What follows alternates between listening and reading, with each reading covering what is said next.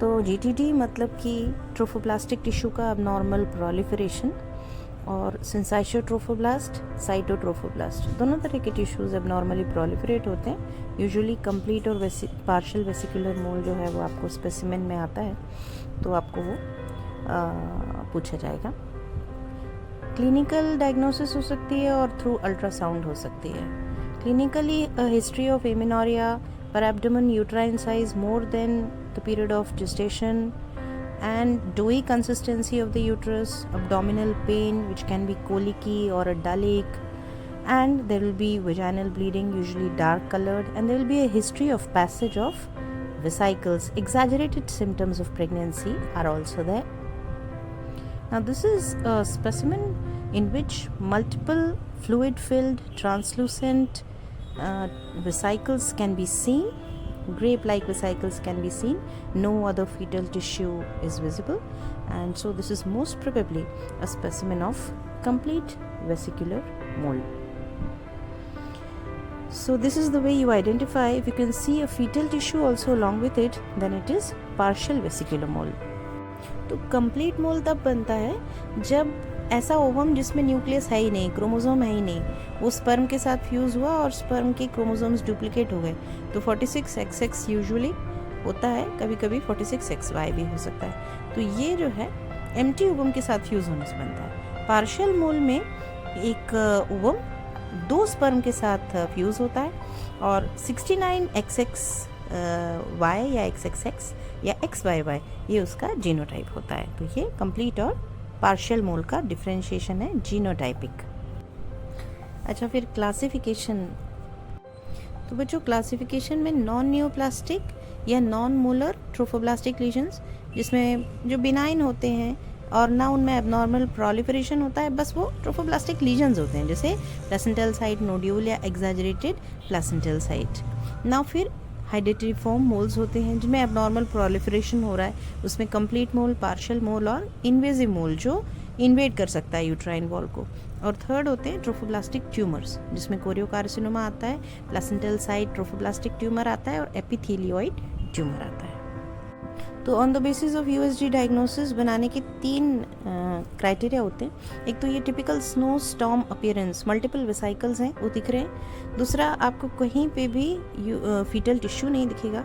और तीसरा, दोनों तरफ हाई एचसीजी लेवल के कारण ना ओवेरियन सिस्ट्स डेवलप हो जाती हैं, थीका ल्यूटेन सिस्ट्स वो दिखेंगी। सिम्टम्स और साइंस पहले भी डिस्कस किया।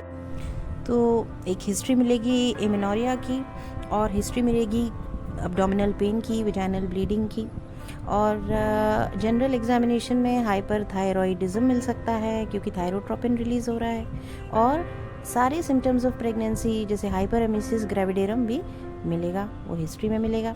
फिर पर एब्डोमेन में आपको बताया कि यूट्राइन साइज जेस्टेशनल एज से ज़्यादा रहेगी, डोई कंसिस्टेंसी रहेगी, पीवी करेंगे तो वेजाइनल ब्लीडिंग मिल सकती है, डार्क ब्राउन कलर का ब्लड हो सकता है, यूट्राइन साइज बड़ी रहेगी, दोनों तरफ एडेनिक्सल मासेस फील होंगे। तो अगर 20 वीक से पहले प्री इक्लेम्शिया मिल रहा है ना, तो उसकी डिफरेंशियल डायग्नोसिस क्या होगी, कमेंट करके मुझे बताओ। तो as soon as a mole is diagnosed, management is you have to empty the uterus suction and evacuation के थ्रू। डिपेंड करता है मैनेजमेंट की लेडी की एज क्या है। Usually complete vesicular mole later ages of life में 45 years के बाद में 10 टाइम्स ज़्यादा रिस्क होती है कंप्लीट मोल की। तो डिपेंड करता है कि उसको यूट्रस को प्रिजर्व करना है, बचा के रखना है, फैमिली कंप्लीट है कि नहीं है ना। तो इस सब पे मैनेजमेंट डिपेंड करता है। The different management options are suction evacuation, hysterotomy and removing the products, और hysterectomy if the family is complete. Suction evacuation general anaesthesia में करना चाहिए और हैलोथिन यूज़ नहीं करना चाहिए उसमें। क्यों? If you know the answer comment and tell me. दूसरा ये कि ब्लड का हमेशा अरेंजमेंट करना चाहिए, ब्लड के साथ, because patient can bleed to death also. अच्छा, this disease can progress to choriocarcinoma also in certain cases, so follow up and is an essential part of management. Investigation में हम diagnosis करते हैं on the basis of HCG levels. जब HCG के levels जो हैं वो देखते हैं हम यूजुअली प्रेगनेंसी में UPT के थ्रू। तो उसी तरह से जब हम देखेंगे तो UPT पॉजिटिव आएगा, प्रेगनेंसी में 1:100 डाइल्यूशन में पॉजिटिव होता है, यहाँ 1:200 में भी पॉजिटिव आया तो वो सजेस्टिव है। 1:500 डाइल्यूशन में पॉजिटिव डायग्नोस्टिक है। HCG के levels more than 1 lakh international units भी मिल जाते हैं। तो हमारा जो फॉलोअप है उसमें इवैक्यूएशन के बाद में हमको 2 वीकली HCG कराना है या यूरिन प्रेगनेंसी टेस्ट कराना है। जब वो 4 वीक्स में यूरिन प्रेगनेंसी टेस्ट नेगेटिव हो जाना चाहिए और 4 मंथ्स में HCG डिसअपियर हो जाना चाहिए। तो एक तो ये क्राइटेरिया है। फॉलोअप 2 ईयर्स तक चलता है। फर्स्ट ईयर में हमें मंथली HCG करानी है, क्वांटिटेटिव बीटा HCG, और नेक्स्ट ईयर में 3 मंथली करानी है। That's all.